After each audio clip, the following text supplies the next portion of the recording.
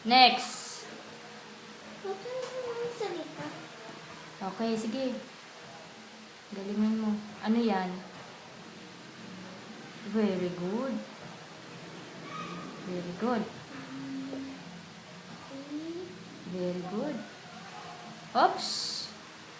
AJ. Elaw. Oo nga naman. Elaw. Mali. Ang galing naman yan. Elaw. Oo. Di ba mali yun pagka ganon? Opo. Yan, galing. Alam mo na yan, ha? O, yan, next. Ilaw. Alpabeto. Ah. Very good.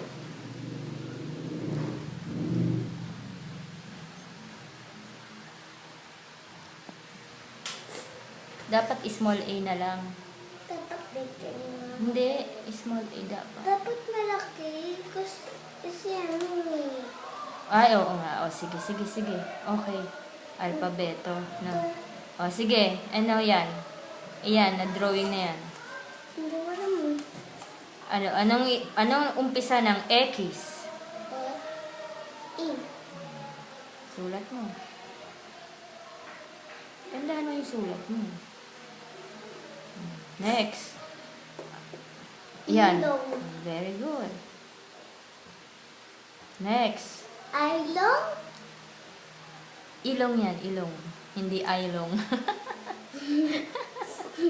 O, sige, sige, next. Isa. Oo, tama. Oso. Ang galing mo naman. Oso. Yan, ano yan? Is. Hindi English, ha? Sa Tagalog, ano yan? Lima. Anim. Anim. What is the first letter? Small letter lang, isulat mo. Letter. Sige na. Erase mo yan. Small Yan letter. po, dapat malaki yung letter. Okay, okay. Sige na. Ang sabi ni teacher, isulat mo yung A, E, I, O, U kung saan nagsisimula, ha?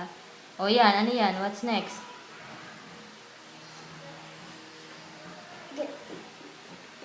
Ubas. Ubas. Oh, huwag mong sirain yan. Nabasa na yan. Anak, sige na. Sulat mo na. Saan nagsisimula ang ubas? Ubas.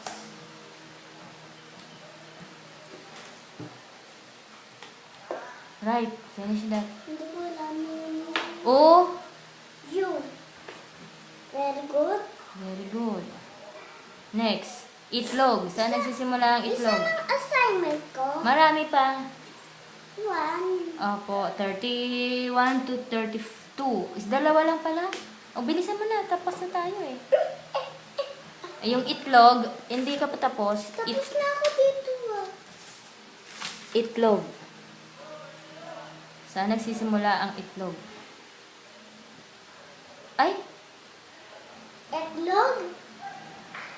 Parang etlog na. Etlog? Itlog. Alam mo naman eh. Minamali mo pa. Etlog. What the hey, etlog? Oh, dahil itlog. O, eto. Anong sabi dyan? Kulayan ang mga larawan na nagsisimula sa titik na nasa kaliwa.